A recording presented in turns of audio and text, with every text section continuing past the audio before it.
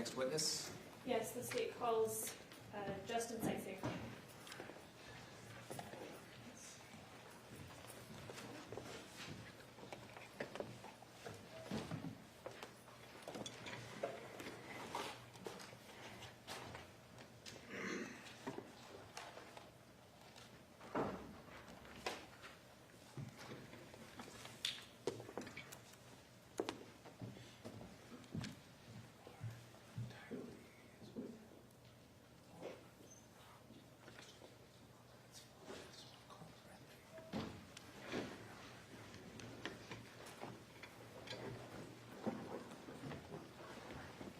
Please come forward, sir, up here near the clerk, and we'll get you sworn in.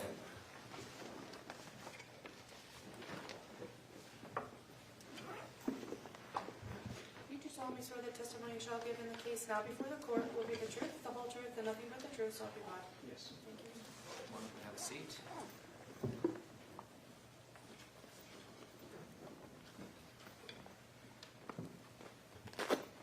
Thank you for being here. If you can keep that mic in front of you at all times. You bet, Your Honor. Really help us out.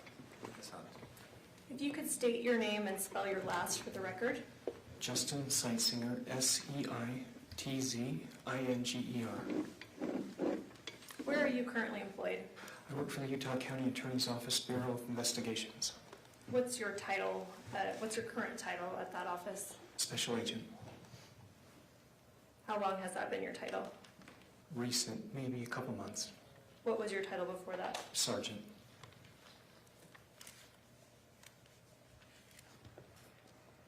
Do you have a particular role inside of that office? I do. I conduct the forensic examinations of digital evidence. And how long has that been your role in that office? In that office, I guess, just over 8 years.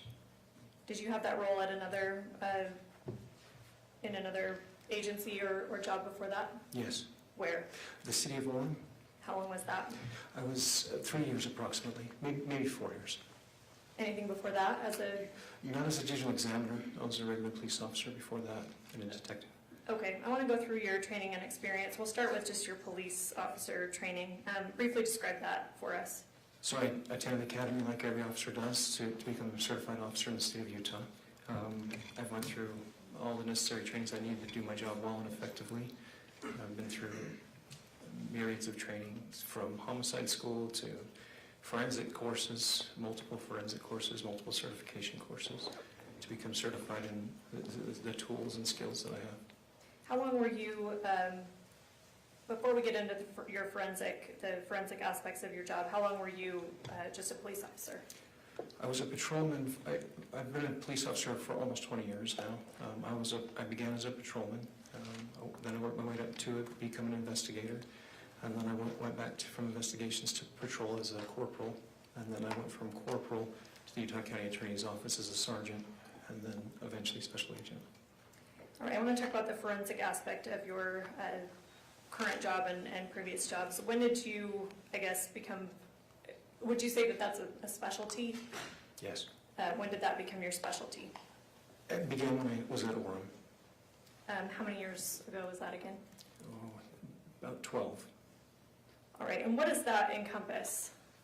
So digital forensics, what we do is we conduct forensic examinations of cell phones, laptop computers, regular desktop computers, thumb drives, drones, anything that contains storage, digital storage. You mentioned a few trainings, I think, that went toward forensics. How do you keep apprised of updates in technology and how to go about analyzing forensics appropriately? We continually study. We're always going to school and classes. I've never stopped studying since I became a forensic examiner. We go to certification courses for the specific tools that we use. They're very thorough trainings. I'm a Cellbrite certified operator, a Cellbrite certified physical analyst. I've been through their CERT repair, which is repair of cell phones and digital evidence so that we can extract data if something's been damaged or placed in water or tried to be destroyed. I'm also certified in chip-off forensics, which allows you to remove the physical memory chip from the phone and extract it directly. So I've been through the mobile examiner course, through Homeland Security. I've been through their program. I've been through the Secret Services Mobile Forensics Device Examiner. I just completed that last year. I've been through the FBI Cyber Academy, which is extensive training on cyber, and many other trainings, about 58 or so total. Do you keep updated on any requirements needed to keep your certifications current? Every 2 years, we have to retest on our certifications and prove that we still have the skills and ability to be an examiner. You mentioned the word Cellbrite earlier, and I'm going to get back to that in a second, but first I want to talk about your role. You said you work at the Utah County Attorney's Office Investigation Bureau. Is that accurate? Correct. That's the same office as the prosecutor's Utah County Attorney's Office, at least, correct? Yes. What's the difference? Or I guess, is there a delineation between the two offices and their roles?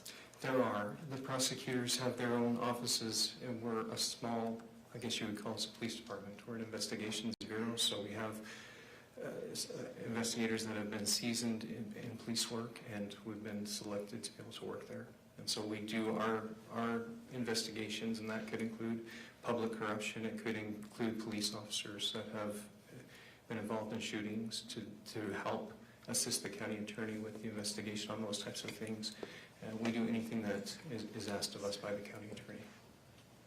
Does that mean that you come to any particular conclusions that, I guess, do prosecutors ask you to come to certain conclusions about your investigations? They ask our opinion, but generally speaking, we just present facts. We present them with the information they need to have the ability to make decisions, and sometimes they'll ask us our opinions. Are you aware if prosecutors in that office even have direct access to your part of the facility? Most do not. Kind of our own locked down police department, if you will. If evidence that you're seeing as part of your investigation, if a prosecutor doesn't, I guess, agree with it, or it doesn't seem to favor the prosecutor's case, do you change your opinion to match the prosecutors, or do you follow the evidence? We follow the evidence. All right, I want to get back to what you mentioned, Cellbrite. I believe you said that you were certified in that. Is that correct? Yes. What is Cellbrite? Cellbrite is a forensic tool that can be either installed on a desktop computer, it can be installed, it also has its own self-contained hardware system that you can take into the field and do examinations in the field if you need to. What it does is it forensically extracts the data from a cell phone, tablet, or a drone, or anything that's mobile. And then it also has another software that decodes that information when it's obtained from the cell phone in raw data. It will decode that information so it's readable for us to be able to look at.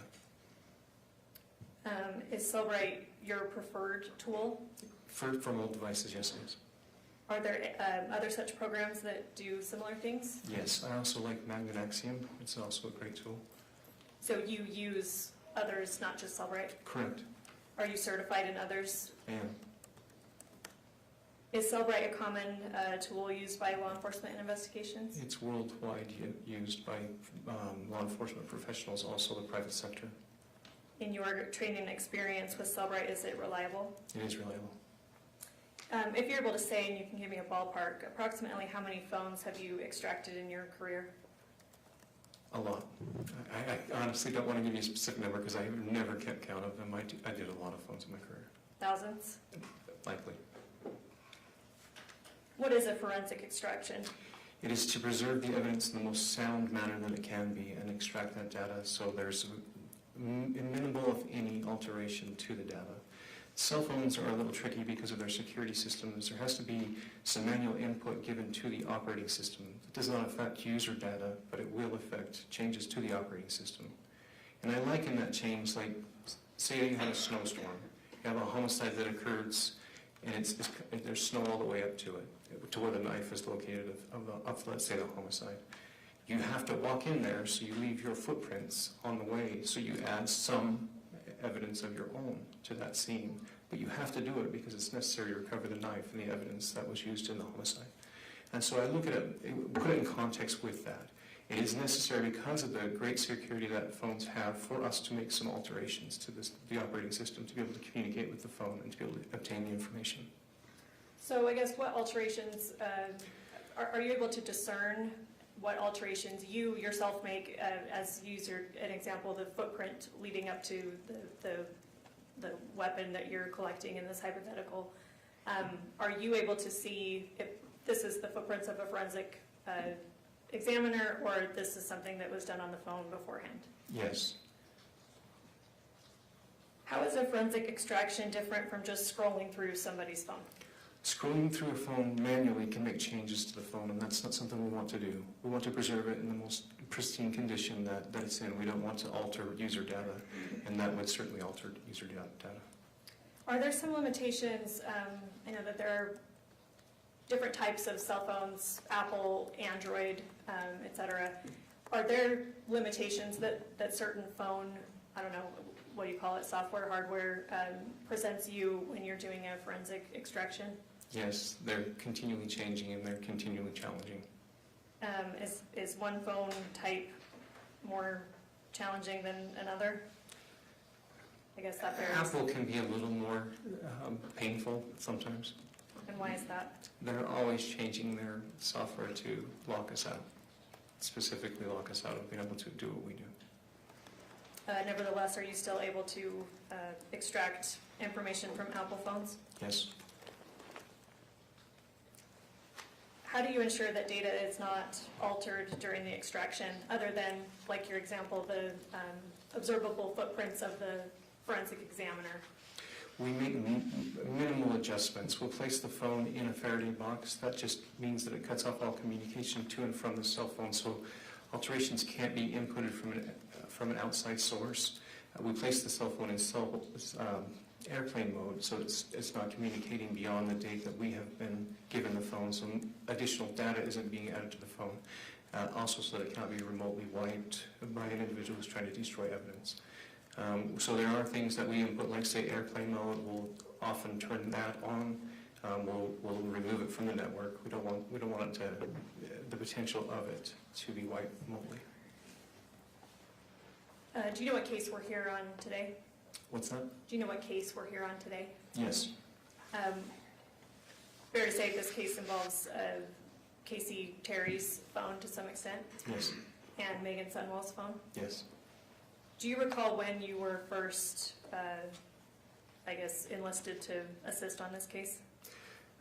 I believe it was August 15th, 2024, but it may have been a day before that. I think our chief had been starting to discuss it with us maybe the day before, but we got actively involved on August 15th. Did you come into possession of Casey's phone? I did. Do you know how you obtained that phone? I guess the legal mechanism? Yes, our lead investigator on the case and Sergeant Hales, they provided it to me along with a search warrant for the cell phone. Did you extract that phone? I did. Did you follow standard forensic procedures to do that? Yes. Were you able to verify the integrity of the extracted data? Yes. Did you also extract Meggan Sundwall's phone? Yes. Well, first, let me go back. What type of phone did Casey Terry have, if you remember? An iPhone 12. Going back to Megan's phone, what kind of phone was Megan's? I believe it was an iPhone 13 Pro Max, as I recall. How did you obtain Megan's phone to extract? I did Megan's phone on 2 occasions. Meggan provided consent for us to be able to do a limited search of her phone, and I believe that was 8/19 of 2024. And so I responded to her home and picked up the cell phone and brought it back to our lab, and then I extracted the data there. We were limited on our capabilities that time because iOS had just done a new update, and so we were only able to obtain a logical extraction, which is limited on scope of data. What's a logical extraction? And basically, it's how the phone interfaces with an API. So an application programming interface is what that is called. And so basically, it's given permission to obtain certain data, but it's only given permission, generally speaking, for native applications. So third-party applications, you wouldn't see that. You would be interacting with the applications installed by the phone's operating system, and that has granted API access. You said that you did a second search on her phone. Do you recall when that was? I do. It was, I believe it was 9/19 of 2024. I might need to verify. No, maybe it was 9/9. I might need to verify that. Can I fresh from our report. Do you have your report in I front do. of you? If that would help refresh your recollection, just read it to yourself and then look up when you're done. Okay, so 9/9 of 2024. And with that second extraction, were you able to get a more full picture? I was able to get a full file system extraction. I'm going to show you, it'll pop up on your screen, what's been marked for identification as States Exhibit 14. Sometimes it kind of glitches a few times before it warms up. I guess I don't need to tell you much about technology.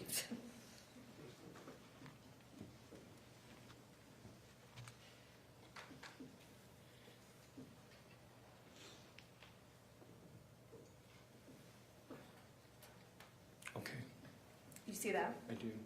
What is this? That is a consent to search form. Basically, it gives us written authorization from the owner of the device to be able to extract information. And who signed that form? Meggan Sundwall. State moves to admit Exhibit 14. Mr. Williams, No objection. court will receive states 14, wish to publish. Yes, thank you.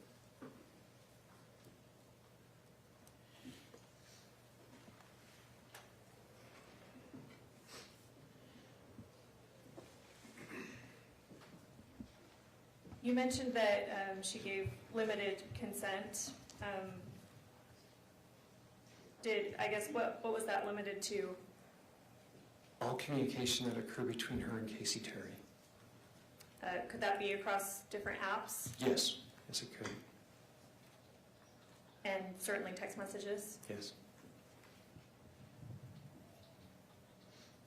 Keeping in mind the limitations that you had there, did you perform the same forensic extraction process on her phone for that material? Yes, Was the integrity of that data also verified? yes. This might seem an obvious question, but when two people exchange a text message, are those messages stored independently on each phone? Yes, they are. And sorry, we can take that exhibit down, thank you.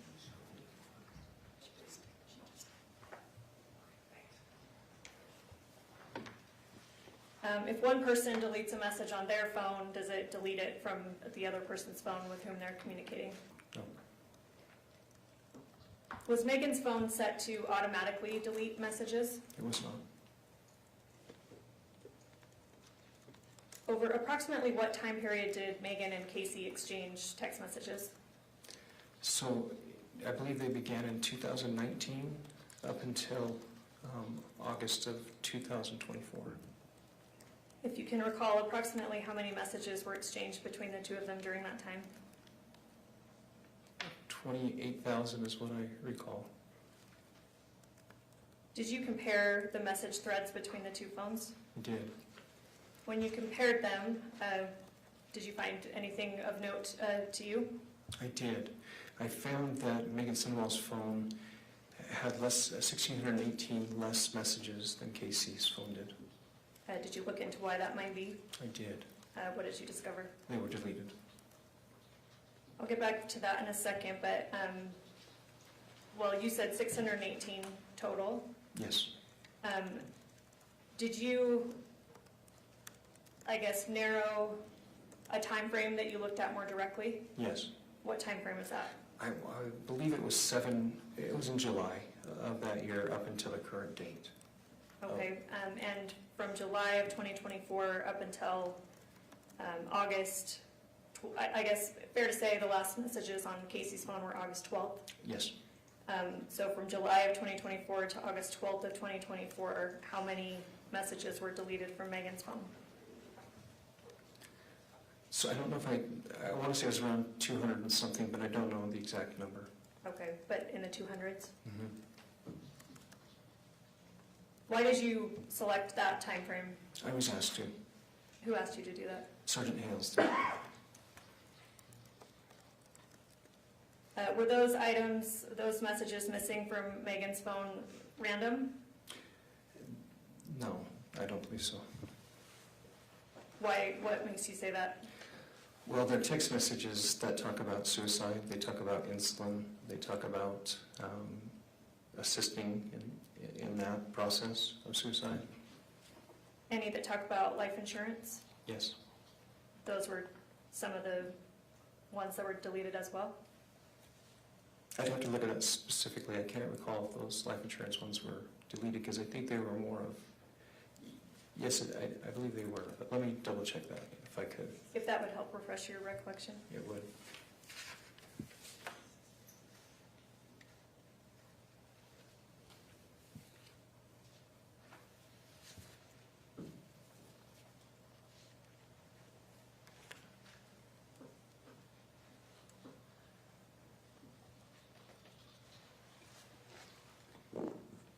Appears I've only brought the submission of request for life insurance. I haven't brought the text messages with me. Okay, so you don't know, you don't recall off the top of your head right now? I want to say they were deleted, but I would want to be sure. Okay, so you're not quite sure on the life insurance, but other messages related to insulin and suicide were the categories? Correct. Were more routine, everyday conversations still present on Meggan's phone? They were. So the deletion was not a complete wiping of certain conversations? No, Did it appear selective to you? it did. Absent manual deletion, is there any technological reason those messages would not be on the device? Not that I can think of. Is there a way to recover deleted messages on iPhones, or I guess how did you, sorry, this is a confusing question. Were you able to recover those deleted messages from Meggan's phone solely? Not solely. They were effectively removed from the phone, or at least our access to them. So when a cell phone is deleted, it will go into a temporary storage folder. Maybe you guys, if you have iPhones, you'll understand what I'm saying. So when you delete it, you'll have a category that says recent deleted under your menu. If you delete it from there as well, it removes the primary encryption key, and our tools cannot access it once that's been done. Excuse me, is that one of the, I guess, limitations of Apple phones? Yes. So to determine what messages were deleted on Meggan's, how did you do that? Just manually. And you could see some that had been deleted, some we did recover partial of. Like on one conversation, it showed that she removed a heart on 8/17 from a message that was present on Casey's phone still. You would see just remnants of things that had been deleted. And I'll get to that heart message in a second, but it sounds like you had to compare it at least to Casey's phone to see what was present on Casey's versus what was no longer present on Meggan's. That's correct.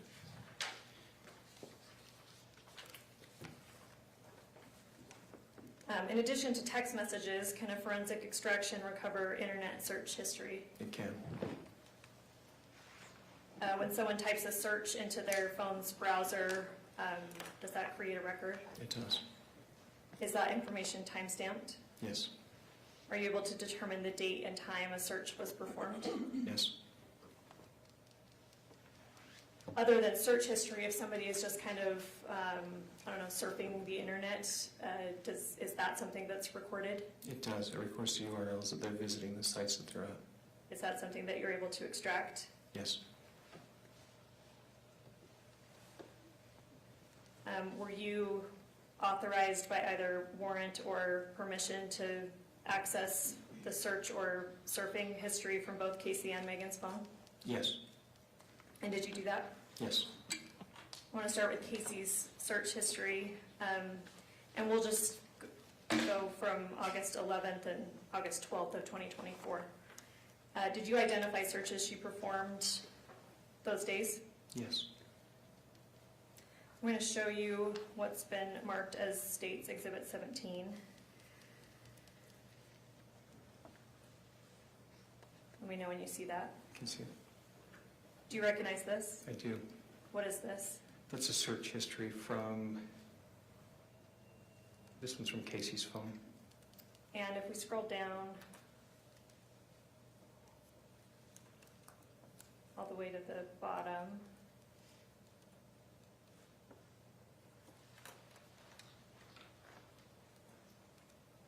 you see the time frames that we're looking at here. I do. And what are those? 811 to 812. Is this a document that you created based on your extraction of Casey's phone? Appears to be, yes. State moves to admit Exhibit 17. Mr. Williams? Foundation. Did I quote out the wings? You may. Special Agent Steitzinger. You just got that title, right? I did, yeah. Sounds weird to me, too. I've been working with sergeants, so, nope. Let me just ask you this. Is this the entire search history of Casey Terry during the dates on Exhibit 17?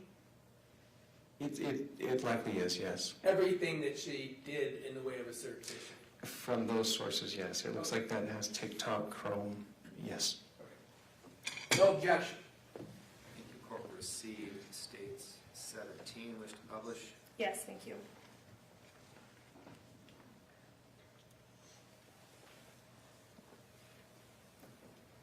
All right, there aren't too many of these, so I'll go through them with you. Up at the top, so we see different categories. There's timestamp.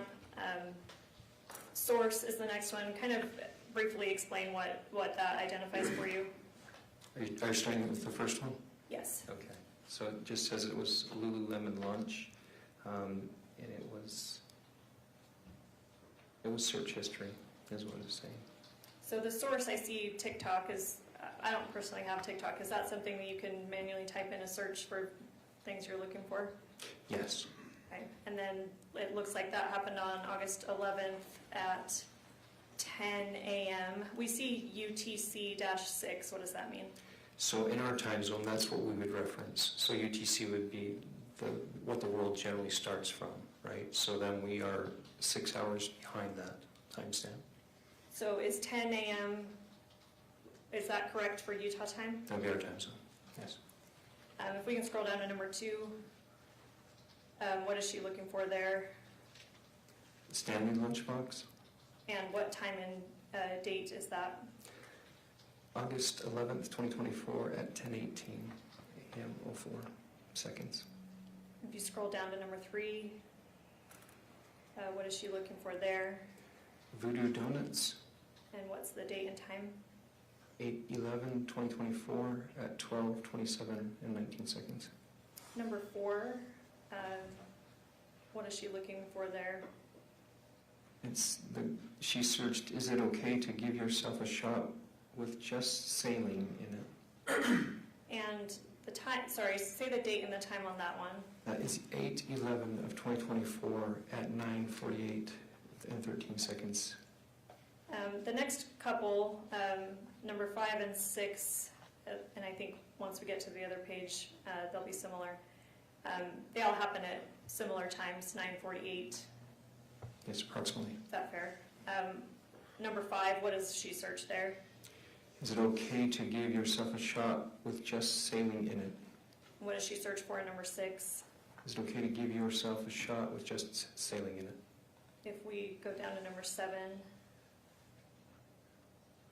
what does she search for there? Is it okay to give yourself a shot with saline solution? And what's the time that she searched for that? 9:49 and 40 seconds.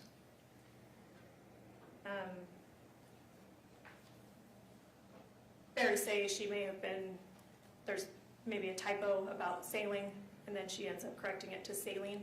Appears to be. Number 8 and 9 are similar. What does she search for there? Is it okay to give yourself a shot? Is it okay to give yourself a shot with saline solution? And then number 10 is Lehigh Smith Sours. And what time does the number 10 occur? 1:26 and 8 seconds. Of what day? 8/12/2024. And according to your forensic extraction, is that the last searches that she did? Correct.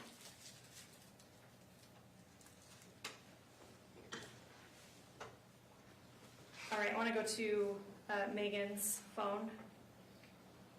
And here I want to, what we looked at just barely in exhibit, sorry, what was it, 17?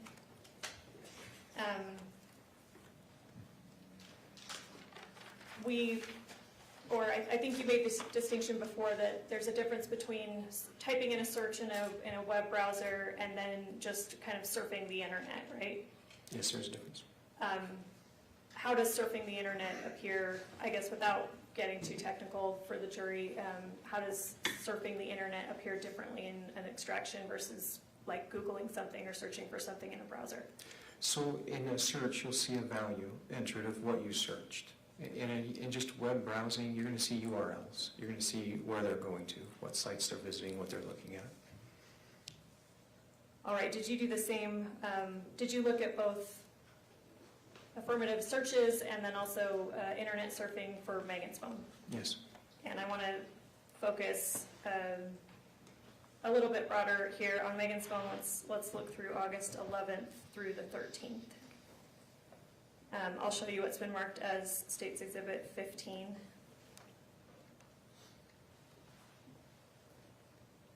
Let me know when you see that. I can see it. Do you recognize this? I do. What is this? That is web history for, I believe this is Meggan's phone. And when you say web history, is that surfing the internet or is that searches?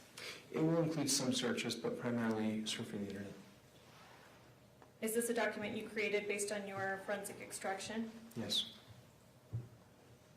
State moves to admit Exhibit 15. Mr. Williams, Oh, no objection. court receives states 15, wish to publish. Yes.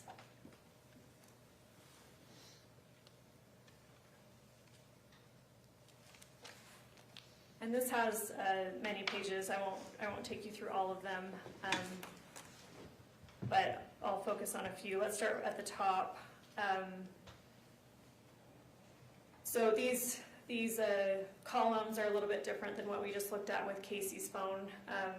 What do we see here generally?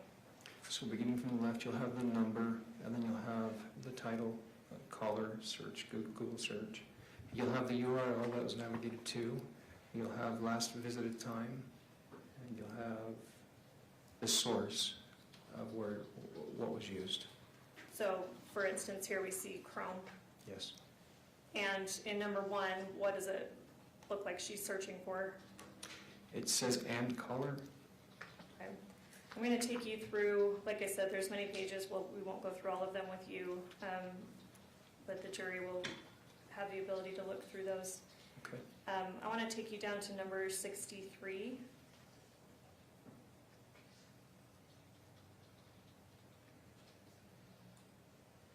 First of all, I want to start with the date and time that this was looked at. Do you see number 63? I do. What's the date and time that this was looked at? August 11th, 2024 at 6:22 and 10 seconds p.m. And what is being looked at? Allegiant cheap flights, airline tickets, vacay. Go down to 64.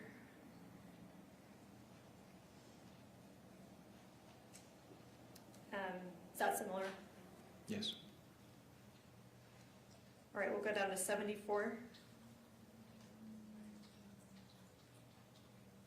What's the date and time of 74? August 11th, 2024 at 7:19:08 seconds p.m. And what is she looking for there? All jewelry from Brian Anthony's. I'll take you down to number 78. What's the date and time that she's looking at this? August 11th, 2024 at 9:42 p.m. and 44 seconds. And what is she looking at?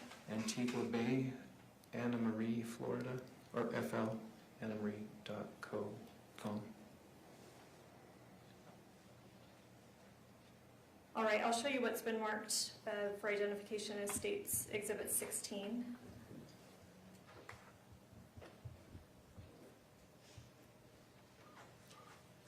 Let me know when you see that. I can see it.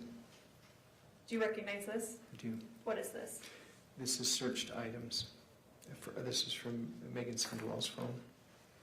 So different from surfing the internet, these are things that she would have actually typed in to search? Typed or used a vocal search, voice search. Okay. Is this a document that you created based on your extraction? Yes. State moves to admit Exhibit 16. Mr. Williams, No objection. court received state 16, wish to publish. Yes.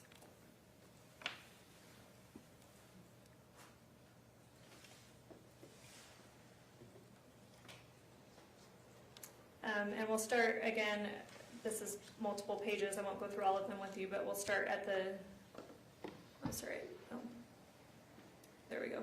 We'll start at the top.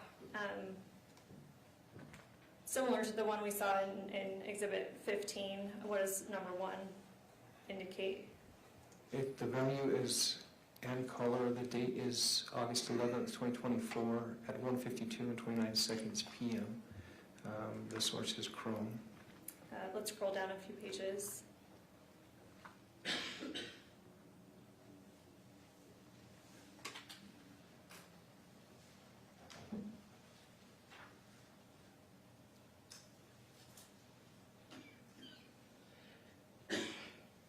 Sorry, let me stop you at number 8. What is being searched here? Domino's, And what's the time and date of that? August 12th, 2024 at 1:09 and 51 seconds p.m. I'll scroll you down further.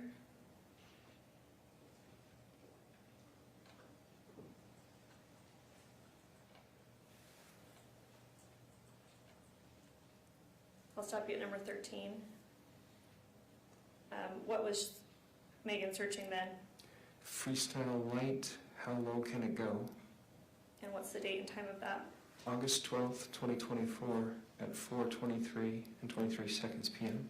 Scroll down a few more. We'll stop at 13 and 14. Tell us what she's searching then. Freestyle light, how low can it go? On August 12th, 2024 at 4:23 and 23 seconds p.m. And number 14, it looks like the same, even the same exact time. Why does that show up twice? If you know. I would want to look, let me see here. Let's see if I can see real quick.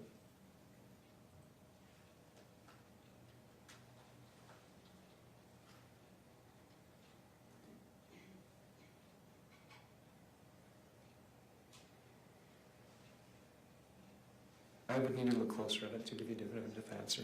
Okay. We'll scroll down to, let's look at 15 and 16. So 15 seems similar. Yes. Style light, how low can it go? And here the time is slightly different, 8/12/2024, 4:23, and 39. We'll go down to 16. Or sorry, this is 15 paren 1. What does that mean?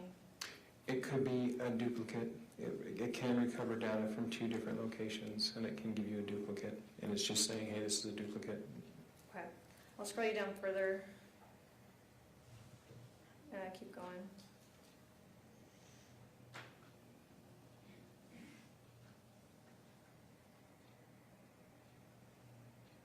And then I'll stop on 19. What's the date and time of this search of Meggan's? August 12th, 2024 at 4:25 and 48 seconds p.m. And what is she searching for?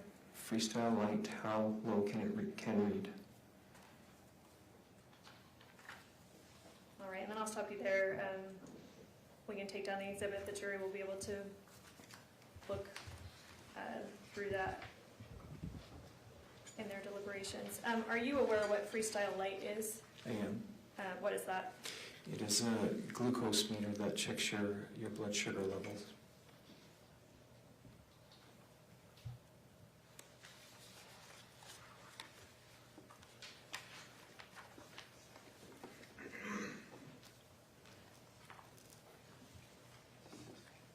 All right, before you mentioned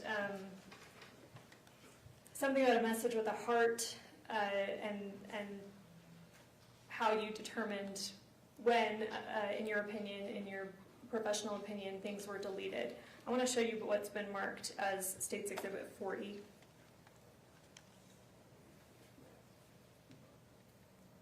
Do you recognize this? Sorry, Chelsea, if you could scroll down.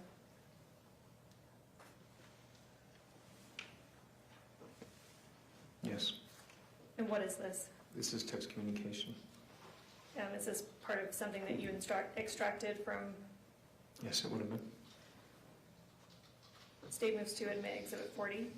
Yeah, can I just make a connection with the subject we addressed before?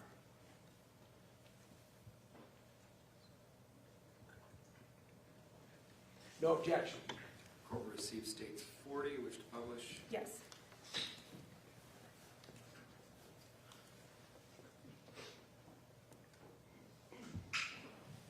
So here, what do we see in the green? I guess, is this the format that text messages come in when they're extracted from using Cellbrite? No. How do we get this formatting? It mimics your phone. It gives you a conversation view like you would see on your phone. It's more pleasant to look at than the raw data and the columns or rows. So the conversion into something that's more pleasant to look at, is that something that you do or that Cellbrite does? Cellbrite does it, but I put the input in to make it do it. Okay. What do we see in the green bubble here? A message from Casey to Meggan Sundwall. And it says, and fairness, we don't have the full context, right? We only have 2 messages here. Yes. But in part, she says, like I said, if anything happens, I wrote that sign in case they change nurses and I'm out of it. So if you don't hear from me, you will hear from someone. Maybe even Masteller, he has your number and knows that you're my person to call. What's the date on that message? The date is 4/5 of 2024 at 12:58 and 38 seconds p.m. What's the blue message we see below that? That one is from Meggan. And it says, loved, and then it starts to quote the message that I just read. Is that fair? Yes. What does that loved mean? So when you click on a message that somebody sent you like and you want to add an emoji to it, pretty much that. So in this format, it won't just show the heart or the thumbs up or whatever emoji. It actually makes it look like there's, it puts it there like it's an additional message. It would attach a heart to it, yes, so data would be logged about it. Okay. I want to show you what's been marked as Exhibit 41.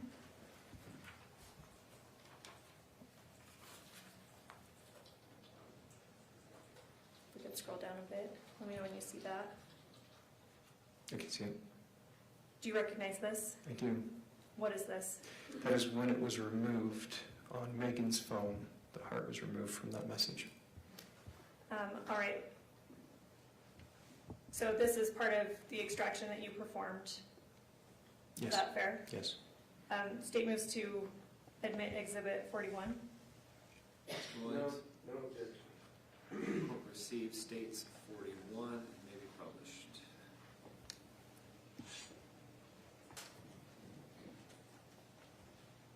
So here we're seeing the same conversation that we just looked at in reverse, though. The first message is in blue instead of green. Does that help us determine what phone 41 is versus Exhibit 40? Does that question make sense? Kind of, but no. I guess, do you know what phone this is from? Just from this view, no. I wouldn't want to answer that conclusively. Okay, fair enough. So if we look up at the top here, we see Meggan Sundwall is listed as the owner, and then Casey Girl is a number below that. Does that help you determine That what helps phone? me much, yes. That's, And whose phone is this? it's identified as Megan's phone.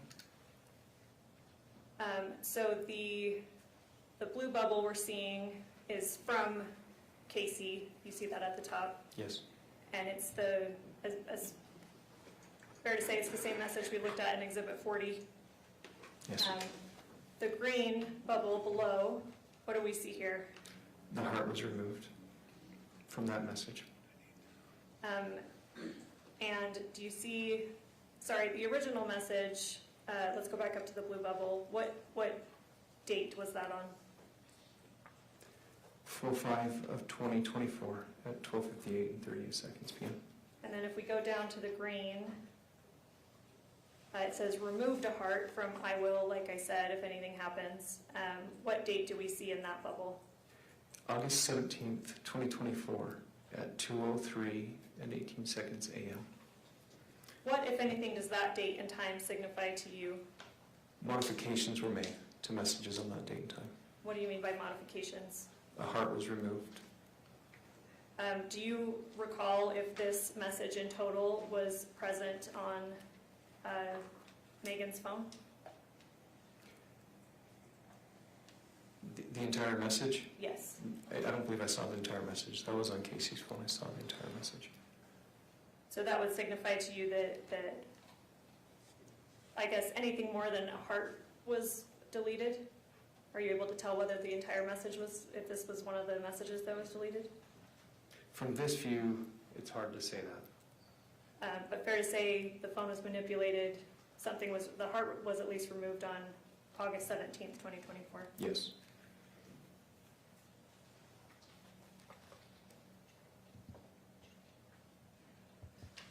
I'm ready to pass the witness.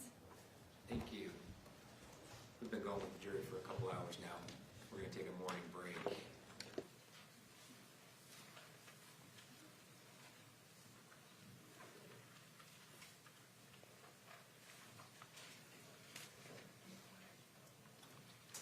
All right, sorry, we're doing.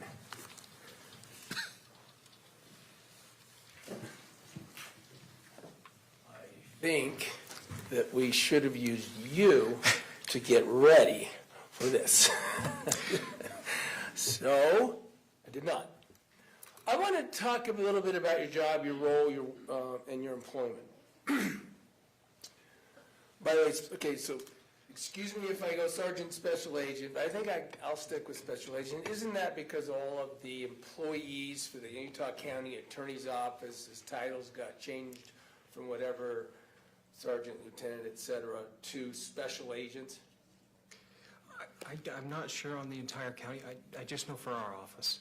I don't know that the other lieutenants and sergeants were changed to special agent. That doesn't sound right. When you say our office, you mean the Utah County Attorney's Office, right? Yes. Because you work in-house at the Utah County Attorney's Office. Yes, sir. For the prosecutors here, what I mean is as support for the prosecutor's office. Yes. And I just want to make sure, because sometimes we hear about district attorneys and county attorneys. In this Utah County, they're called, the prosecuting entity is called the County Attorney's Office, right? Yes.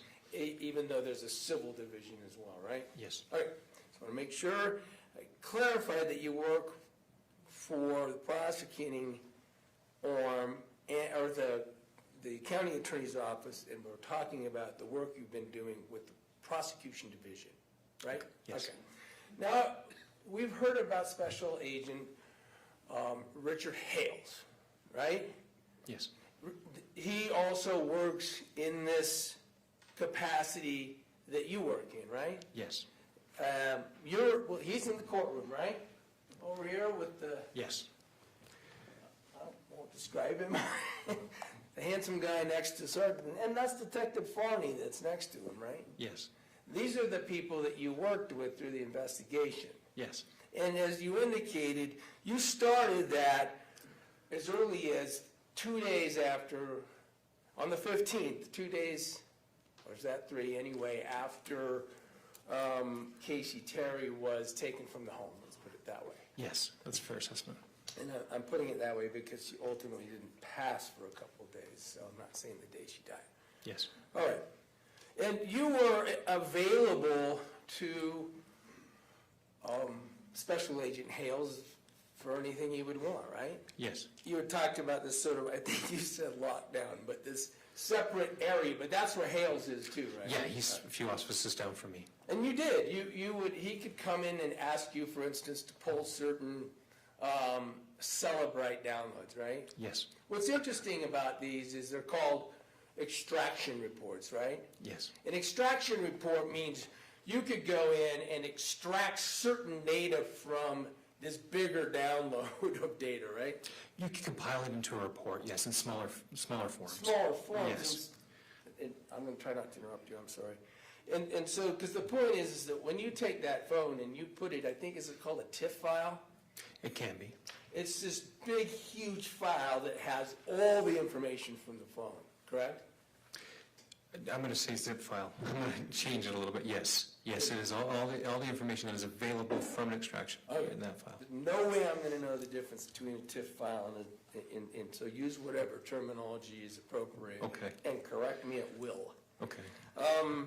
But the point is this all this info on the phone's available to you. Yes, for the most part. And it's an extraordinary amount of data these phones have these days, or let's focus on the 2024 August, but things haven't changed that much in terms of the data that's on these phones, right? No. For instance, I mean, you can get geolocation of where that phone has been at any given time, right? Generally speaking, yes, if they've given permissions to it. You can get contacts, a list of the contacts the person had in their phone, right? Yes. You could go right and search and find out how many times anyone communicated with that contact. Yes, you could. You could get, of course, any recordings that are on the phone, right? Yes. You have access to photographs, videos, and those things, correct? Yes. This wide variety of information that you have at any time that you can keyword some searches and extract so that Hales, Special Agent Hales, could come over to you and say, hey, show me all the text messages between Casey Terry and Meggan Sundwall, right? Yes. Then, and these are some examples we've seen. Then he could come say, hey, show me the search history for a Google Chrome browsing events of this day on Casey's phone, right? Yes. Same thing for Meggan's. These are these exhibits that the state has admitted, right? Yes. But you could go back and do searches at other times if Sergeant Hales asked you to do. Yeah. And if Detective Farney did, right? Yes. So since August 12th, 2024 till today, you are certainly available throughout this investigation to do those sorts of narrower searches through all this sorts of narrower data if you're asked, fair? Yes. And it's not just them, is it? It's the prosecutors. Yes.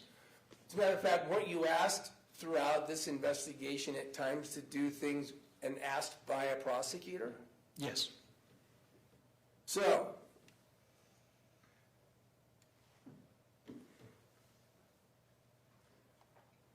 let's talk about real quick, so these searches that were in there, and you were asked to go through and articulate some of the search information.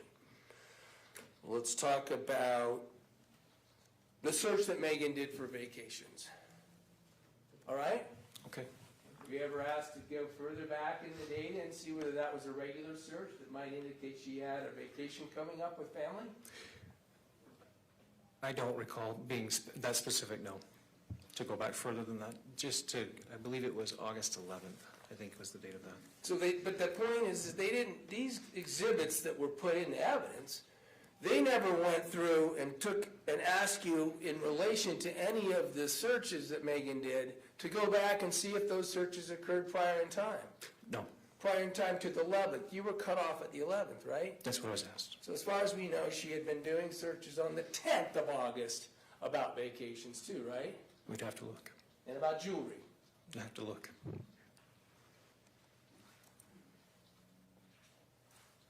Same goes for the exhibit that you were addressed with Casey Terry's phone and her search history, okay? That date was, do you remember what that date that exhibit starts at? For Casey, I believe it was 8/11 through 8/12. Okay, so we've got this essentially 2 days that they ask you to compile a search history for, right? Yes. Oh, sorry. Yes. Okay.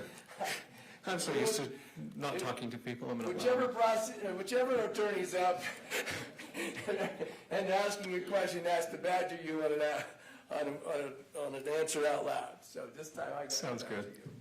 I appreciate the reminder. But then they went down, she had to read through some specific searches on Casey's phone, right? Yes. But no one ever took any of those specific entries and asked you to go see if Casey Terry had searched for that before the 11th, did they? Correct. I mean, they've never asked, strike that. Now, then we talked about this, the circumstances of deleting. And I just want to address that a little bit. Actually, before I do, I forgot to do this. You also do some other tasks. I mean, you're not just in that office, sitting at a desk, only doing forensic extractions of phones, right? Yes, I am. Really, you interviewed Lee. Oh, yes, I did participate in that. Generally speaking, I'm in a lab, so. And that's what I want to be clear. You're also available, for instance, in this case, you did interviews for this investigation, right? Yes, I did. You interviewed Lee Randall. Yes, I did. Detective Farney wasn't there, right? No, Special Agent Hales wasn't there, right? no. You interviewed Renee Randall, right? Yes, I did. Same answers. The detectives and the sergeant were there, or the special agent were there. Hales. Hales wasn't there for that one. Special Agent Tishner was with me on both those. Tishner, someone else. Yes. You don't.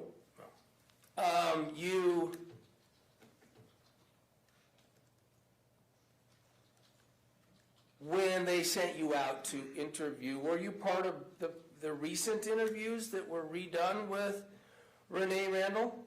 I went out, and she declined to be interviewed.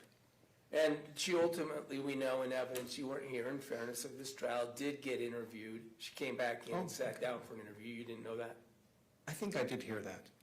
I take it you weren't part of it. No, I wasn't part of it. So you weren't part of this recent interview of Renee and Lee.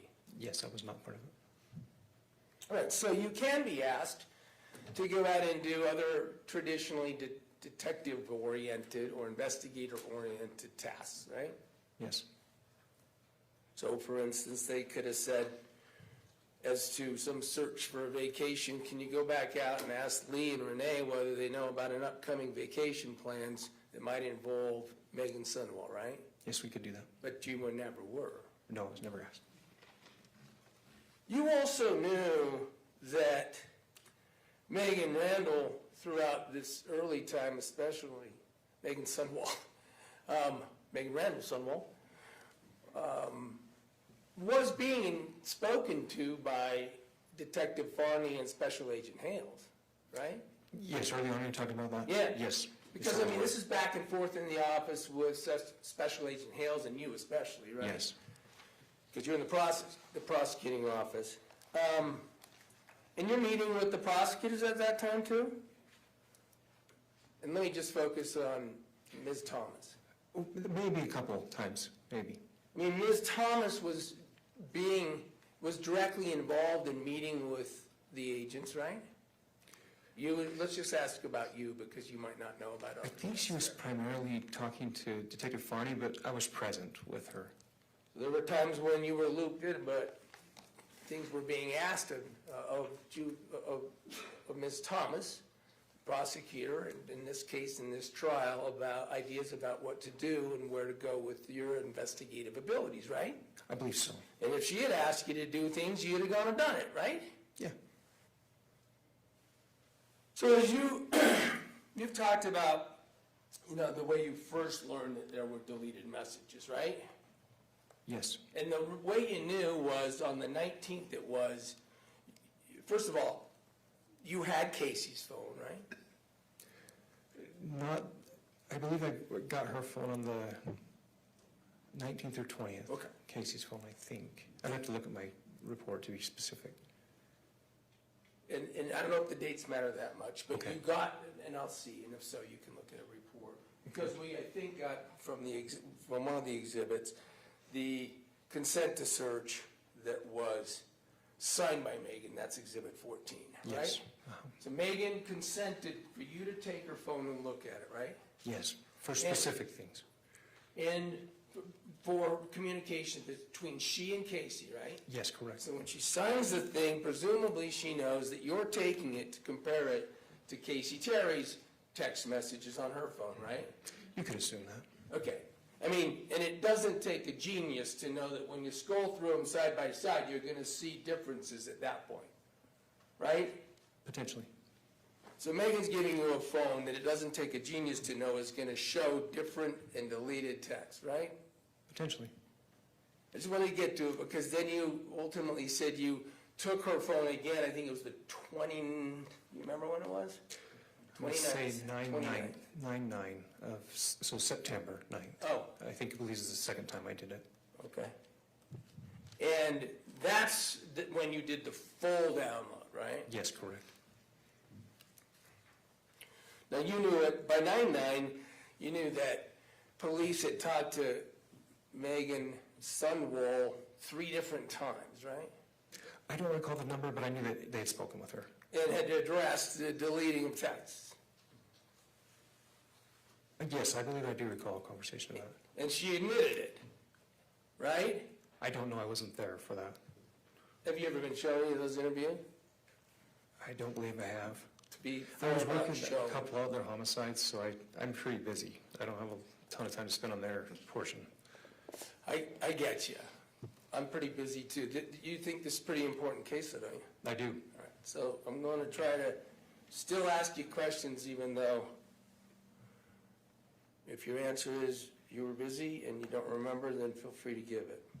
But back to that question, you're not sure. And I had said whether you had seen interviews with Meggan Sundwall, and I want to be fair. Are you aware that only one interview was recorded on body camera? I believe I was aware that it was recorded on body camera. I'm wrong about that. One interview was that when Meggan came down to ask questions of the police officers at the county attorney's office, right? Do you remember that?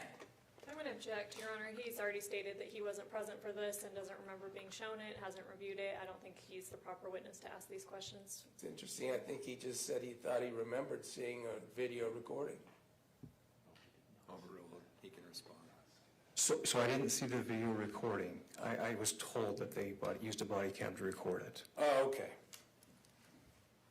All right, I'll move up that.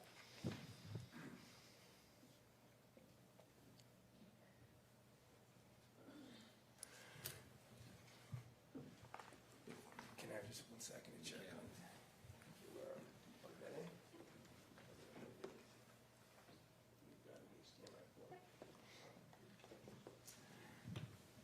All right, I thought we had set this up, so I'm going to apologize to everybody while I swap computers with a person a lot smarter than I am. I'm not saying that's a very narrow field. I want to ask you to go through some information with me.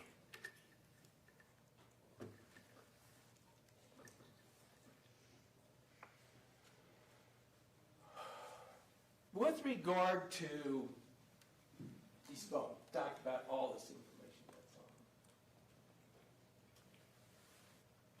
on water.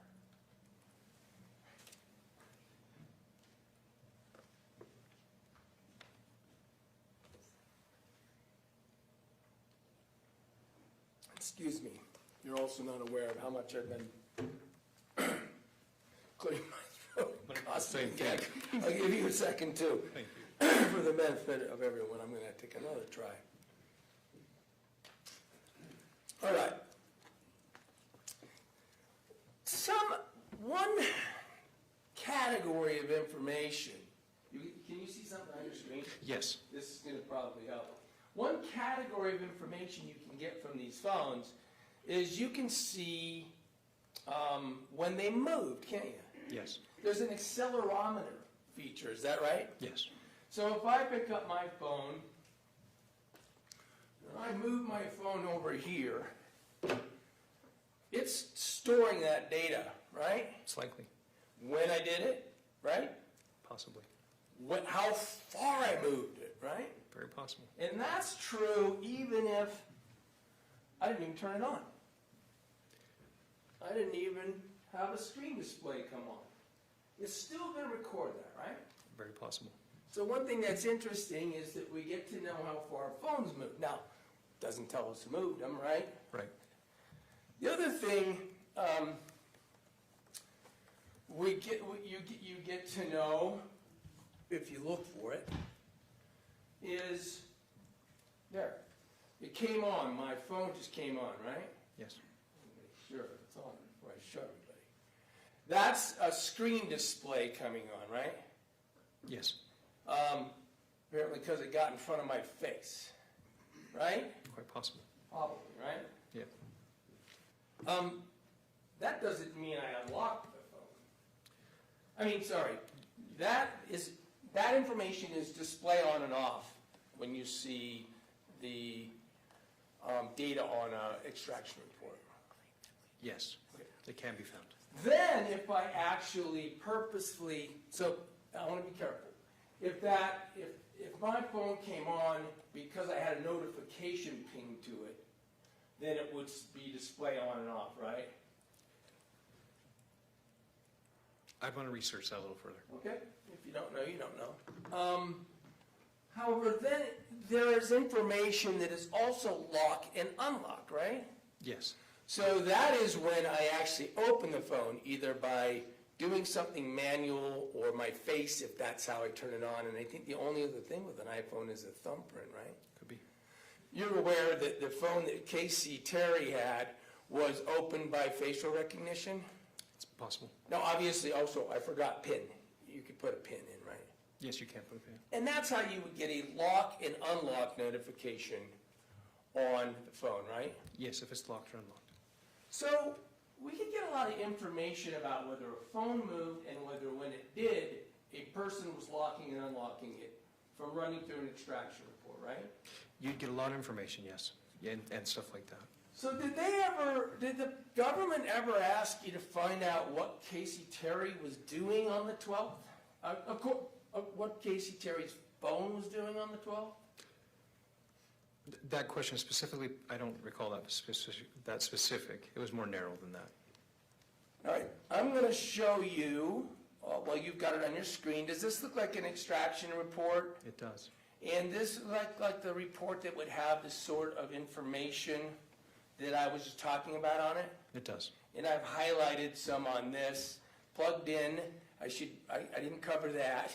If a phone's plugged in to charge, then it'll even say that, right? Yes. So you can learn when it was plugged in and how long it was plugged in for. And I suppose you can learn how far it was charged. Not from this report, but you could, right? It logs a lot of information, potentially, yes.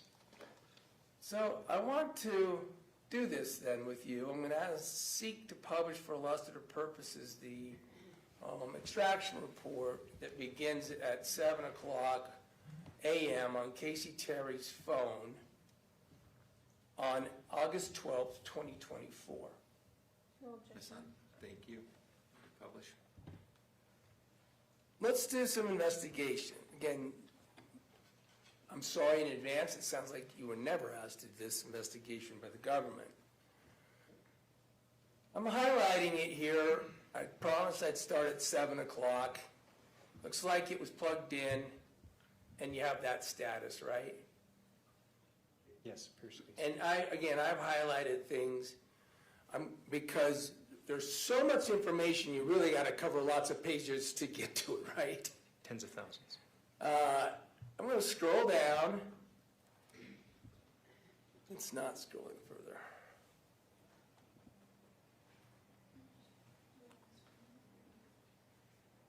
Well, I'm using your page down. Can I do it here?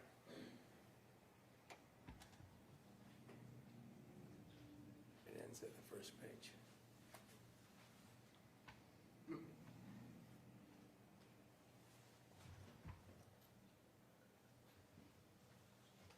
Next page. Shift page. Okay.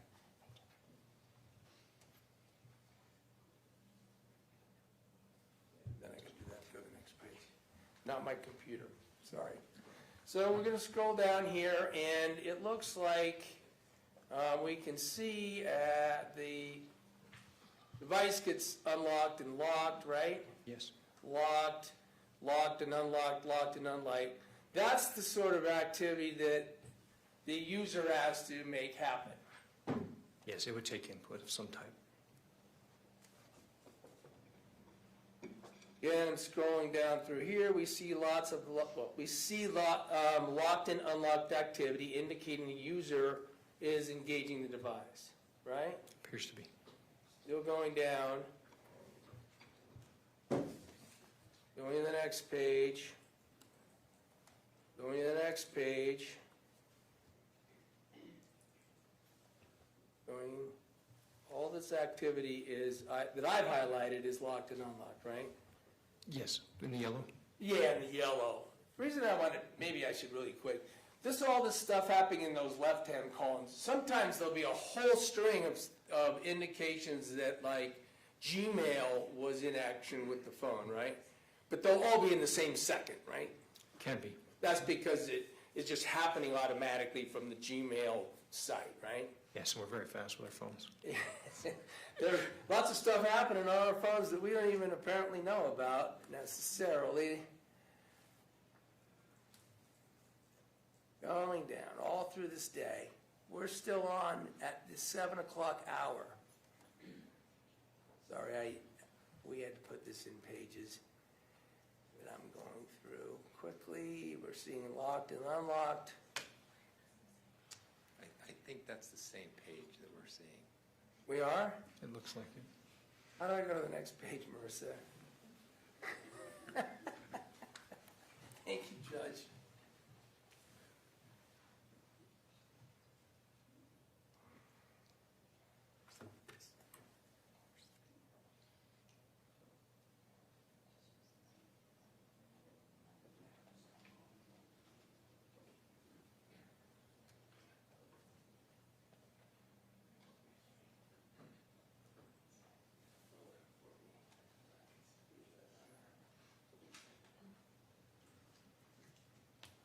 All right.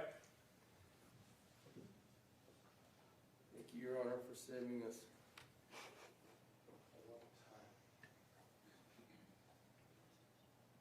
All right, it's back up in a way that I think I can scroll. We had this plugged in device status that we started with at 7 a.m., right? Yes, that's the top one. And this is what it's still not doing it.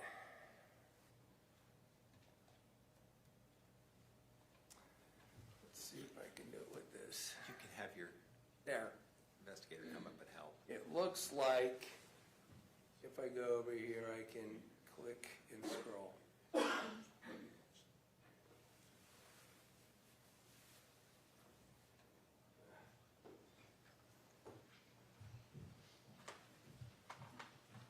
you can scroll from there.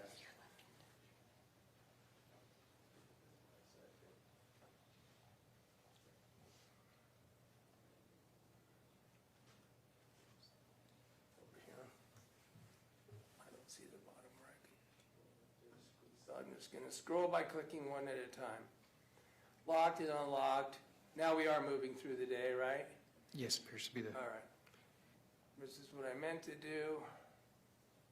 Or I promise there's a point. Scroll down through the day. Boom.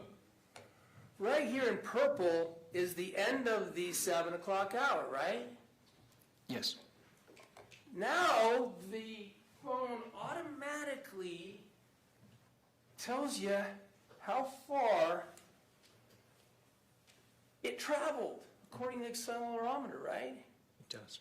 So according to the accelerometer, how far did this phone travel in the 7 o'clock hour? In the 7 o'clock or 8 o'clock? Well, this is 8, so it's reporting how far it traveled in the 7 o'clock hour, isn't it? All the time in front of it. It can't know what it's about to do. This is evidence about what from 7 o'clock a.m. to 8 a.m., how far the phone traveled, right? I would need to see more data to answer that. Why? Well, because it says 8 o'clock. But at every hour, you don't know that at every hour, the phone tells you what it did the previous hour? With all the data, absolutely, I know. But Okay. with this data, I'm going to say no. All right. So you aren't comfortable testifying that the data here in the purple tells us that the phone moved in the 7 o'clock hour. If you could show where it's showing from 7 o'clock moving that distance, then I could substantiate that maybe, but not just based off this. Okay. At some point, can we just agree for now that at some point, 8 o'clock, it said the phone traveled that distance? That's what it's indicating. Okay. Regardless of what it's relating to. So how far did it travel? If that's correct. It gives us a distance traveled of 369.30. 369.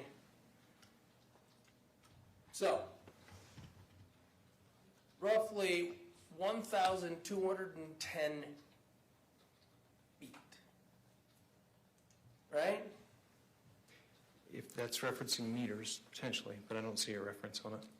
Doesn't reference feet, so I had to use my handy app on my phone. Do you have any reason to disagree that it's 1,210 feet in 369 meters? I wouldn't say either way on it. All right. And it also says a speed down here. I didn't highlight it, but this thing also tells you the fastest it went at any given time. Whatever hour we're talking about, right? Yes. Do you agree as an expert with all the expertise you have in the field and such that that's about a walking speed, 0.85, 0.95? I'm not an expert in walking speed, so I'm not going to answer that. All right, but I'm not asking if you're an expert in walking speed. I'm going to ask you if you're an expert with all the things you told us about and what the data in a phone suggests about speed equaling about a walking speed. 0.85 would suggest it's a slow moving. All right. So this phone moved around, locked and unlocked, and continued to travel. May do it for the next hour, 8 o'clock.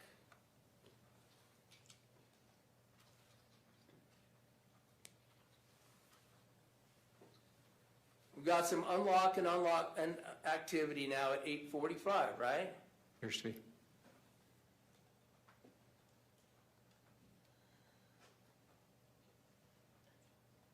Some lock and unlock at 8:50, 10 to 9, right? Yes. So now, it looks like whoever's got the phone and has the ability to lock and unlock it is doing so. Agreed? Yes.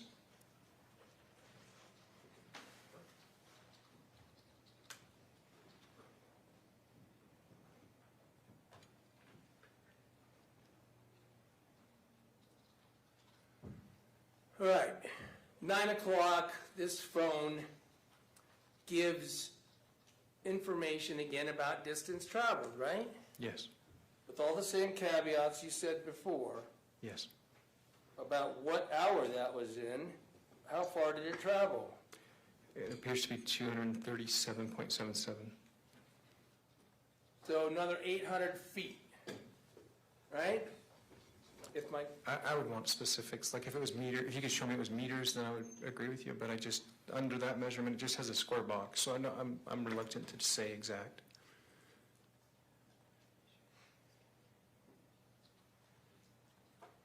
So you're not aware, as an expert, as you sit here today, what that distance traveled is recorded in?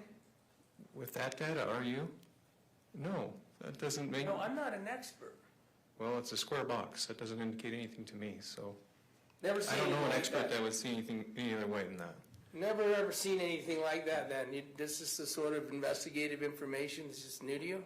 No, generally it has feet, meters, and it indicates what it is. All right. Now we're going to scroll down some more and see some unlocked and locked activity. Right, there's 944, locked and unlocked. Same thing for 952, right? Yes. And again through here. I think I just maybe missed another health box. There.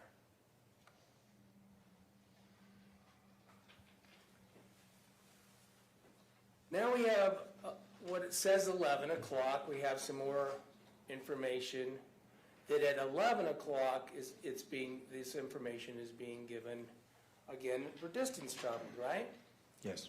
So for whatever hour that's speaking to, some movement of the phone and some activity locking and unlocking it by the phone user. Agreed? I see the distance traveled. I don't see your highlights, though. You don't see the purple highlights? On the distance traveled, yeah. Yeah.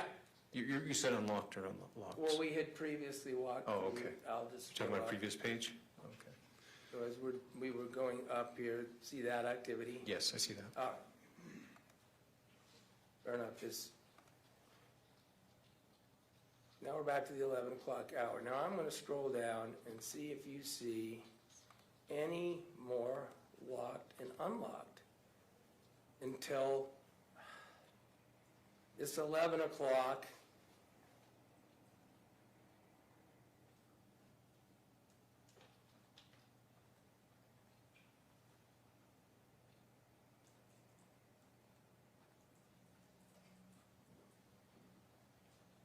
Locked and unlocked about noon, Yes, that's what I see. right? Locked and unlocked about nearly 1 o'clock p.m. Agreed? You moved too fast. If you want to go back, I'll agree with you if I see it. Yeah, 112. There's 112. I think I had you on the 11 o'clock hour, but here's noon. I think we already covered that, right? That distance, I believe so. it had moved. Going down through here, there's some lock and unlock at 112. User activity, right? Yes. It appears to be paging multiple times. Here's a whole bunch of looking at it and seeing locked and unlocked right around the 1:34 hour, right? Yes. 1:38, locked and unlocked. Yes.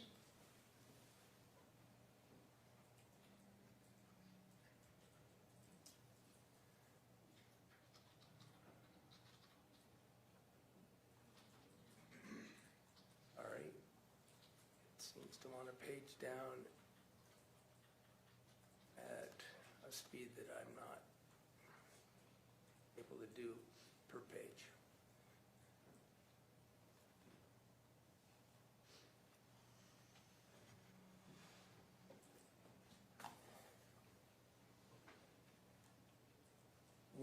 We had already talked, there's like 138, then you've got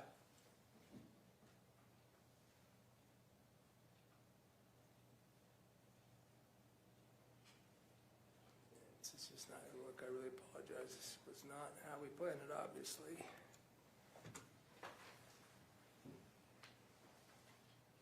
Unlocked at 138. Yes, I see that. Yeah. At the end,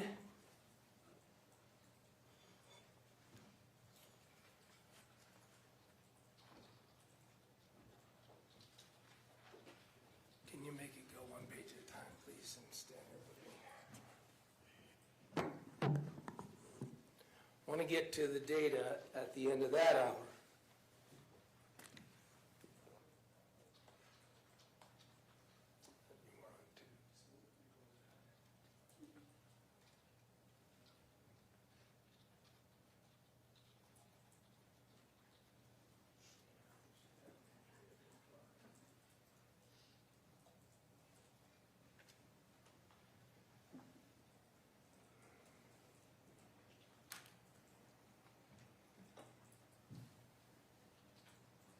Oh, okay, this one we didn't get highlighted. Right, that's the point. Reason we didn't highlight it. See the 2 o'clock health measurements again? Yes, 2 o'clock even. It looks like that phone did not get moved in that hour, did it?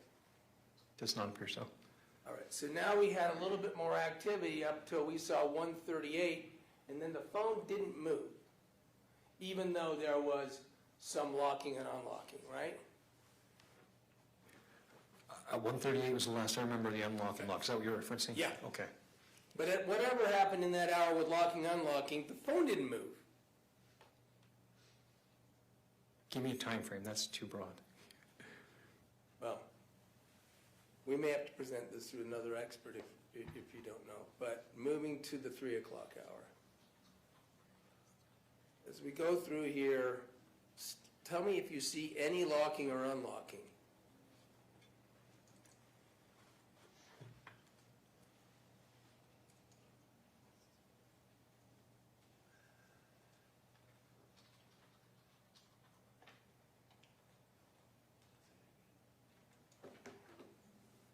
You're not seeing any locking or unlocking action. That's pretty fast, but it's not standing out to Okay. me. And you would know, we just went through a lot of what it looks like, right? Yes.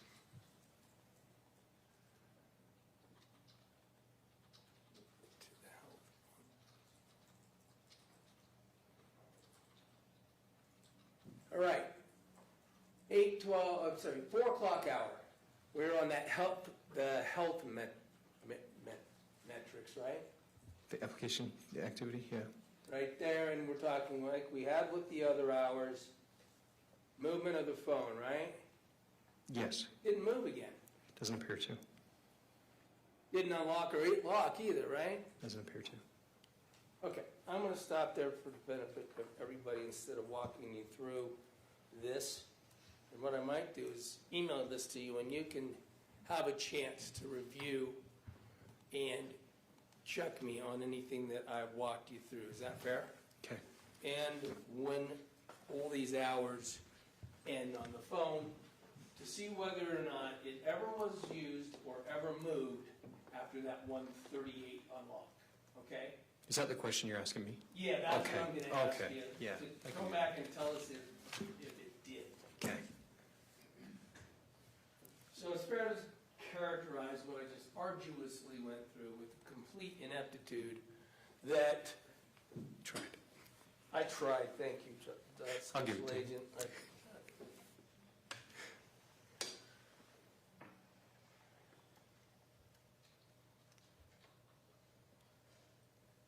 Up until Megan got there, up until about 10, Casey's phone is moving around and it's getting used a lot, right? Appears to be.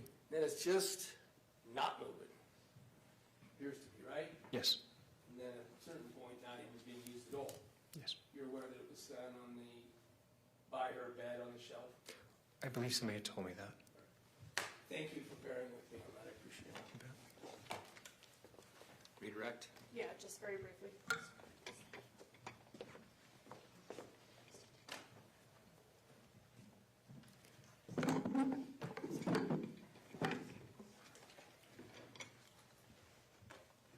You were asked about the travel, that apparently it looks like it logs every hour, but it doesn't give you a unit of measurement.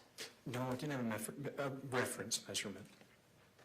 So it could be meters, potentially feet, could it maybe be inches, or maybe it doesn't even log inches? Meters or feet would be more likely, or miles, or So if- maybe kilometers, depending on how they have it set. Okay, so if a phone is moving just a few feet away, maybe it might not even be enough to log movement. It may not be. I mean, I'd need to do a lot more research on just small movements. As Mr. Williams was scrolling through kind of a lot of things that were happening on the phone, I saw, pages of Gmail things. Are those, if you had a chance to get a good look at those, are those like emails being received on the phone, or is that somebody affirmatively doing something on the phone? It potentially could be. I'd need to look closer. Okay, but a lot of the activity, fair to say, could be just notifications being received, emails being received, Very things possible. like that. Yes. I think Mr. Williams even said this, even if a phone is being unlocked or locked, we can't tell directly who's doing that. No. If someone knows somebody's PIN number, for instance, they can unlock or lock somebody's phone. Yes. If Casey had her phone set up through facial recognition, if it's held up to her face, it could unlock. Yes. If Casey had her like biometric, where your thumbprint unlocks the phone, it could be used that way. It could.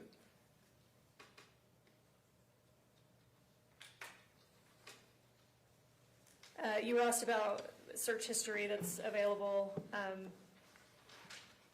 If we went through all the search history on both these ladies' phones, we would probably be here all year. Is that fair to say? We'd be here a while, for sure. So the prosecution asked you to narrow down on certain dates. Yes.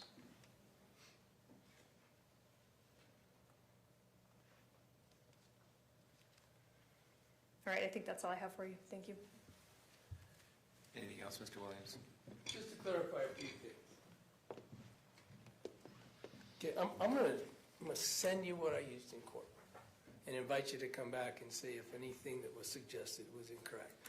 But the point is, I just showed you one day, the day of essentially the day that Meggan spent the day with Casey Terry, just that one day, we just did it. Now, it didn't even take me 20 minutes, did it? Maybe it did, but It might have. but certainly you could have done it real quick. Yeah. Had they just asked you, let's learn a little bit about what was going on before Meggan got to the house, right? Yes, and to clarify, I did do search terms, so it's not like we just stayed on that day. That's All right. what I was asked to produce. And this kind of evidence just wasn't asked to be reviewed, and I'm kind of catching you cold on it, it sounds like. And that's, you want to double check because you want to be sure that things are correct. I think every party here deserves that, yeah. So if you'll come back and tell us whether that's meters or feet. Would you be okay if I use more data to substantiate that? You know what, I'm going to leave it to the prosecution to decide if they want to clear anything up with you in that regard. Okay. Or we want to call witness, who knows. But let's talk about this last part, because it's true. Someone could hold the phone up to my face and then they'd be unlocking it and locking it, right? Yes. And then presumably they could also be moving the phone around because, let's face it, we don't know who's doing the moving, right? Correct. Okay, but we just watched. Are you aware that Meggan didn't get to that house until just before 10 a.m.? I'm not sure when she got there. I didn't establish that point of fact. I would say that's my recalls that I was told was around that time. Well, at any rate, that movement we were talking about, I specifically went over with you. We can tell from the phone all happened, with the exception of that short 77 period of movement. That all happened before 10 o'clock. Okay. Okay? So, you're not suggesting... If you say so. I She want to can look run at over it. there and strike that. Nothing further. Anything else,